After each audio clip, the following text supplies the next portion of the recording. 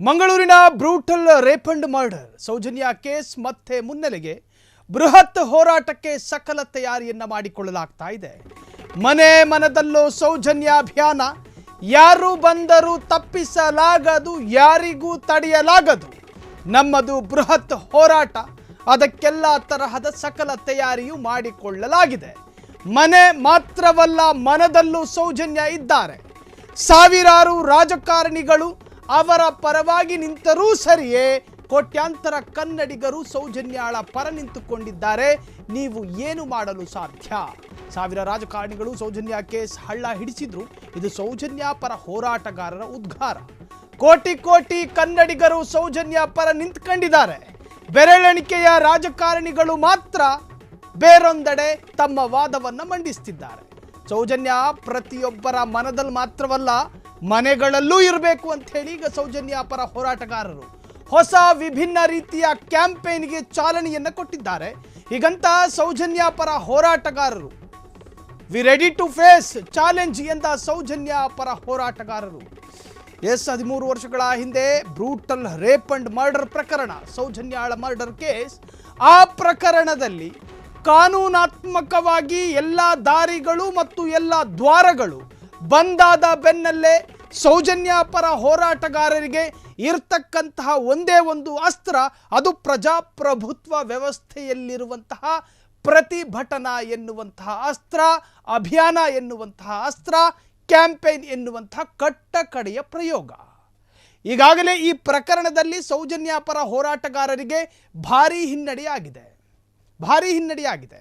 CBI charge sheet ಸಲ್ಲಿಕೆಯಾಯಿತು. ಅದಾದ ನಂತರ ಗೌರವಾನ್ವಿತ ನ್ಯಾಯಪೀಠ ಅಕ್ವಿಟಲ್ ಕಮಿಟಿ ರಚನೆ ಮಾಡಬೇಕು ಅಂತ ಹೇಳಿತು. ಸರ್ಕಾರದ ಅಧೀನದಲ್ಲೇ ಅಕ್ವಿಟಲ್ ಕಮಿಟಿಯೂ ರಚನೆಯಾಯಿತು. 3-4 ತಿಂಗಳ ಹಿಂದೆಯೇ ಆ ರಿಪೋರ್ಟ್ ಕೂಡ ಹೋಗಿದೆ. ಈಗ ಕಾನೂನಾತ್ಮಕವಾಗಿ ನಮಗೆ ನ್ಯಾಯ ಸಿಗಬಹುದು ಅಂತ ಕಲ್ಪನೆಯನ್ನೂ ಕೂಡ ಮಾಡಿಕೊಳ್ಳಲಾಗದ ಅವಸ್ಥೆಗೆ ಸೌಜನ್ಯ ಪರ ಹೋರಾಟಗಾರರಿದ್ದಾರೆ. 13 ವರ್ಷ ಕಳೆಯಿತು ಸೌಜನ್ಯಾಳ ರೇಪ್ ಅಂಡ್ ಮರ್ಡರ್ ಆಗಿ.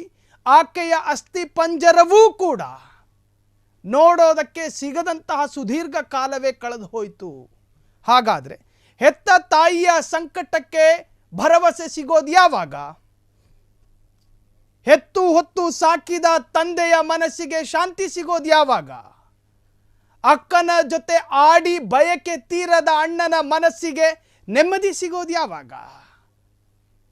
ಭಾರತದಲ್ಲಿ ದಿನ ಸಾಯೋರಿಗೆ ಆಳೋರು ಯಾರು ಅಲ್ವಾ? ಈ ಅರ್ಥದಲ್ಲಿ ಸೌಜನ್ಯಾಳ ಪರ ಹೋರಾಟಗಾರರು ಕಂಬನಿ ಮಿಡಿತಿದ್ದಾರೆ.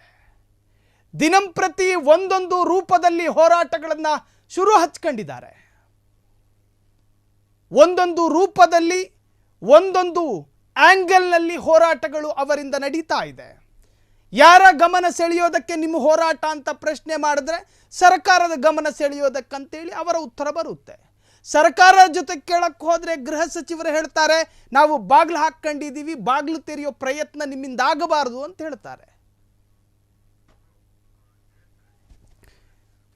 ಈ ಬಗ್ಗೆ ಮಾತನಾಡೋದಕ್ಕೆ ಸ್ವತಃ ಮನೆ ಮನದಲ್ಲಿ ಸೌಜನ್ಯ ಎನ್ನುವಂಥ ಅಭಿಯಾನದ ಮುಖಂಡ ಅಥವಾ ಮುಖ್ಯಸ್ಥ ಟಿ ಜಯಂತ್ ಈಗ ಫೋನ್ ಸಂಪರ್ಕದಲ್ಲಿದ್ದಾರೆ. ಸರ್ ನಮಸ್ಕಾರ.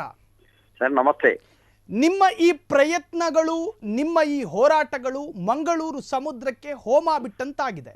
ಕಾನೂನಾತ್ಮಕವಾಗಿ ನಿಮಗೆ ಯಾವ ಅವಕಾಶಗಳೂ ಇಲ್ಲ. ಆದರೂ ಕೂಡ ನೀವು ಇದನ್ನು ಸವಾಲಾಗಿ ಸ್ವೀಕರಿಸಿಕೊಂಡು ಈ ತರಹದ ಕ್ಯಾಂಪೇನ್ ಮಾಡ್ತಾ ಇದ್ದೀರಿ, ಪ್ರತಿಭಟನೆಯನ್ನು ಮಾಡ್ತಾ ಇದ್ದೀರಿ. ನೀವು ಯಾರ ಗಮನ ಸೆಳೆಯೋದಕ್ಕೆ ಈ ಪ್ರಯತ್ನ? ನಿಮಗೆ ನ್ಯಾಯ ಸಿಗೋ ಭರವಸೆ ಇದೆಯಾ ಸರ್? ಸರ್, ಯಾವುದೇ ಕಾರಣಕ್ಕೂ ಮಂಗಳೂರು ಸಮುದ್ರಕ್ಕೆ ಹೋಮ ಆಗಲ್ಲ. ಹೋಮ ಆಗೋದು ಯಾರು ಅತ್ಯಾಚಾರಿ ಅವರ ಸಮುದ್ರಕ್ಕೆ ಹೋಗ್ತಾರೆ ಹೊರತು ಹೋಮ ಆಗಲ್ಲ ಸರ್. ಹೇಗಿದೆ ಕ್ಯಾಂಪೇನ್ ಮನೆ ಮನದಲ್ಲಿ ಸೌಜನ್ಯ? ಈ 100% ಕರ್ನಾಟಕ ರಾಜ್ಯದ ಪ್ರತಿಯೊಬ್ಬರ ಮನೆ ಮಗಳಾಗಿದ್ದಾಳೆ ಸೌಜನ್ಯ.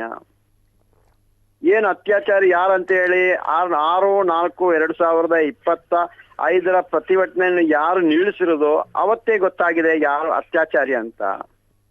6/4/2025 ಪ್ರತಿಭಟನೆಯನ್ನು ನಿಲ್ಲಿಸಲಿಕ್ಕೆ ಇವರು ಯಾವ ಉದ್ದೇಶಕ್ಕೋಸ್ಕರ ನಿಲ್ಲಿಸಿರೋದು? ಇವರಿಗೆ ಏನು ತೊಂದರೆ ಆಗ್ತಾ ಇತ್ತು? ಇವರ ಯೋಗ್ಯತೆಗೆ 2 ಮೊಬೈಲ್ನ ತೆಗೆದು ಒಂದು ಸುರಂಜಿ ಅವರ ಮೊಬೈಲ್ ಅವರೊಂದು ಹೆಸರು ಬರೆದು ಇನ್ನೊಬ್ಬರ ಹೆಸರನ್ನ ಬರೆದು ಆಕಳಿಗೆ ಚಾಟ್ ಮಾಡಿ ಅದನ್ನು ತಗೊಂಡೋಗಿ ಈಗ ನ್ಯಾಯಾಲಯಕ್ಕೆ ತೋರಿಸುವಂತ ಗತಿ ಬಂತಲ್ಲ ಇವರ ಯೋಗ್ಯತೆಗೆ ಅಲ್ಲ ಸ್ವಾಮಿ ಆ ಮಟ್ಟಕ್ಕೆ ಇಳಿದಾರಲ್ಲ ಇವರಿಗೆ ಹೋಗಿ ಎಲ್ಲ ಅಗ್ಗ ತಗೊಂಡು ಸಾಯ್ಲಿಕ್ಕೆ ಆಗಲ್ಲ ಇವರ ಯೋಗ್ಯತೆಗೆ. ಆ ದೊಡ್ಡವನಿಗೆ ಹೇಳಲಿಕ್ಕೆ ಆಗಲ್ಲ ನನ್ನ ತಮ್ಮನ ಮಗಿನ ಅತ್ಯಾಚಾರ ಮಾಡೋದು ಹೇಳಿಕೆ ಯೋಗ್ಯತೆ ಇಲ್ವಾ? ಅವ ಈ ಹಿಂದೆ ಹೇಳಿದನಲ್ಲ 2013ರಲ್ಲಿ ನನ್ನ ತಮ್ಮನ ಮಗ ಅಮೆರಿಕದಲ್ಲಿ ಕೆಸರು ನೀರು ಕುಡಿತಾ ಬಿದ್ದು ಸತ್ತಿದ್ದ ಅಂತ. ಗೊತ್ತಿಲ್ವ ಇಲ್ಲಿದ್ದ ಅಂತ ಅವನಿಗೆ? ಅವನ ಕಣ್ಣು ಮುಂದೆ ಓಡಾಡ್ತದೆ ಗೊತ್ತಿರಲ್ಲ ಅವನಿಗೆ? ನಾವು ಹೇಳ್ಬೇಕಾ ಯಾರ ಅತ್ಯಾಚಾರಿ ಅಂತ? ಹೇಳ್ಬೇಕಾ? ಇನ್ನು ಜನರಿಗೆ ಗೊತ್ತಾಗಿದೆ ಯಾರ ಅತ್ಯಾಚಾರಿ ಅಂತ. ಇವರ ಯೋಗ್ಯತೆ ಪ್ರತಿಭಟನೆಯನ್ನು ನಿಲ್ಲಿಸ್ತಾ ಇದಾರಲ್ಲ. ನಂಗೆ ಗೊತ್ತಿತ್ತು ಕುಸುಮಕ್ಕ ತಾಯಿಯವರು 6ನೇ ತಾರೀಕು ಹೋರಾಟಕ್ಕೆ 2ನೇ ತಾರೀಕು ಮನವಿ ಕೊಡುವಾಗಲೇ ಇವರ ಒಳಗಿಂದ ಒಳಗೆ ಆಟ ಆಡೋದು ಗೊತ್ತಾಯ್ತು. ವಕೀಲರು ಲೆಕ್ಕ ತಗೊಂಡು ನೋಟಿಸ್ ಕೊಡೋದು ಅವರಿಗೆ ಕೊಡ್ಲಿಕ್ಕೆ ಆಗಲ್ಲ, ಜಯಂತ್ ಅವರಿಗೆ ಮಾತ್ರ ಮಾಡ್ಲಿಕ್ಕೆ ಆಗುದಂತ. ಅದಕ್ಕೆ ನಾನೇ ಮೇಲ್ ಮಾಡಿ ನಾನು ಪರ್ಮಿಷನ್ ಕೇಳಿದೆ. ಎಲ್ಲ ಆಗಿ ಸರ್ 4ನೇ ತಾರೀಕು ಸಾಯಂಕಾಲ 3 ಗಂಟೆ ಹೊತ್ತಿಗೆ ಅಫಿಡವಿಟ್ ಕೊಟ್ಟಿದ್ದೀವಿ ನಾವು. ಹೋರಾಟದಲ್ಲಿ ಏನೇ ತೊಂದರೆ ಆದ್ರು ಏನೇ ಹೆಚ್ಚು ನಾವೇ ನೇರ ಹೊಣೆಗಾರರಂತೇಳಿ ಸೌಜನ್ಯ ತಾಯಿ ಹಾಗೂ ನಾನು ಕೊಟ್ಟಿರೋದು ತಹಸೀಲ್ದಾರ್ಗೆ ಅಫಿಡವಿಟ್ ಕೊಟ್ಟಿದ್ದೀವಿ.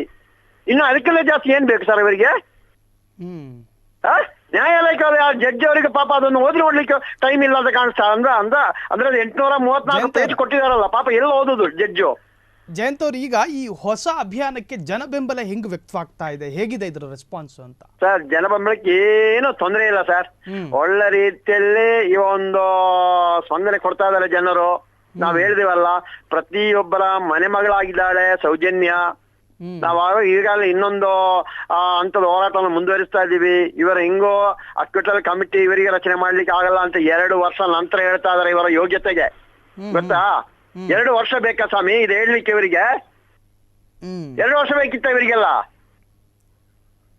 ಏನಕ್ಕೆ ಈ ಸಮಯ ಇಂಥವ್ರನ್ನ ಇಟ್ಕೊಂಡು ಸರ್ಕಾರ ನಡೆಸ್ತಾರೆ? ನಮ್ಮ ಪ್ರಕಾರವಾಗಿ ಸಿದ್ದರಾಮಯ್ಯ ಸರ್ಕಾರ ನಡೀತಾ ಇಲ್ಲ, ಅಲ್ಲಿ ಅತ್ಯಾಚಾರಿಗಳ ಸರ್ಕಾರ ನಡೆಸ್ತಾ ಇರೋದು. ಅವ್ರು ಹೇಳಿದಂಗೆ ಸರ್ಕಾರ ನಡೀತಾ ಇರೋದು. ಏನಾದ್ರು ಕೇಳಲಿಕ್ಕೆ ಯಾರು ಇಲ್ವಾ ಸ್ವಾಮಿ? ಇಲಾಖೆಯಲ್ಲಿ ಯಾರು ಅಧಿಕಾರಿ ಇಲ್ವಾ ಸ್ವಾಮಿ? ಯಾರು ಜನಪ್ರತಿನಿಧಿಗಳು ಯಾರು ಇಲ್ವಾ? ಹಾಗಾದ್ರೆ ಸೌಜನ್ಯ ಪರ ಹೋರಾಟ ಮುಂದುವರಿತಾನೆ ಇರುತ್ತೆ? ಮುಂದುವರಿಯೋದಲ್ಲ, ಅತ್ಯಾಚಾರಿಗಳನ್ನ ಎಂಡ್ ಮಾಡುವವರೆಗೂ ನಾವು ಬಿಡಲ್ಲ. ಥ್ಯಾಂಕ್ ಯು ಕಾನೂನು ಪ್ರಕಾರ ಅವನು ಎಂಡ್ ಮಾಡುವವರು ನಾವು ನಿಲ್ಲುವುದಿಲ್ಲ, ನಿಲ್ಲಿಸುವುದೂ ಇಲ್ಲ. ಒಂದು ಅವರು ಇಲ್ಲ ನಾವು. ಒಂದು ಮಾತ್ರ ಲೆಕ್ಕ ಹಾಕೊಳ್ಳಿ ಸರ್, ಒಂದು ಅವರು ಇಲ್ಲ ನಾವು. ಕ್ಯಾಂಪೇನ್ ಯಶಸ್ವಿ ಆಗ್ಲಿ ಅನ್ನೋದೇ ಫ್ರೀಡಮ್ ಟಿವಿ ಆಶಯವೂ ಕೂಡ ಹೌದು. ಸೌಜನ್ಯಾಳಿಗೆ ನ್ಯಾಯ ಸಿಗಬೇಕು. Thank you. ಇಷ್ಟೊತ್ತು ಫ್ರೀಡಮ್ ಟಿವಿ ಜೊತೆ ಮಾತನಾಡ್ತಾ ಇದ್ರು ಜಯಂತ್ ಅವರು. ಕ್ಯಾಂಪೇನ್ ಕೈ ಬಿಡುವಂತಹ ಪ್ರಶ್ನೆ ಇಲ್ಲ, ಹೋರಾಟದಿಂದ ಹಿಂದೆ ಹೋಗುವಂತಹ ಯಾವುದೇ ಪ್ರಯತ್ನವೂ ನಮ್ಮದಲ್ಲ, ಹೋರಾಟ ಮಾಡೇ ಮಾಡ್ತೀವಿ, ನ್ಯಾಯ ಸಿಗುವವರೆಗೂ ಕೂಡ ಸೌಜನ್ಯಾಳ ಪರ ನಿಂತುಕೋತೀವಿ ಅಂತ ಹೇಳಿ ಈಗ ಈ ಅಭಿಯಾನದ ಮುಖ್ಯಸ್ಥರು ಜಯಂತ್ ಫ್ರೀಡಮ್ ಟಿವಿ ಜೊತೆ ಅಭಿಪ್ರಾಯವನ್ನ ಹಂಚಿಕೊಂಡ್ರು. ಒಟ್ಟಾರೆ 13 ವರ್ಷದ ಹಿಂದೆ ಕೊಲೆಯಾಗಿ ಅತ್ಯಂತ ಬ್ರೂಟಲ್ ಆಗಿ ಮರ್ಡರ್ ಆದಂತಹ ಸೌಜನ್ಯಾಳಿಗೆ ನ್ಯಾಯ ಸಿಗೋದು ಯಾವಾಗ?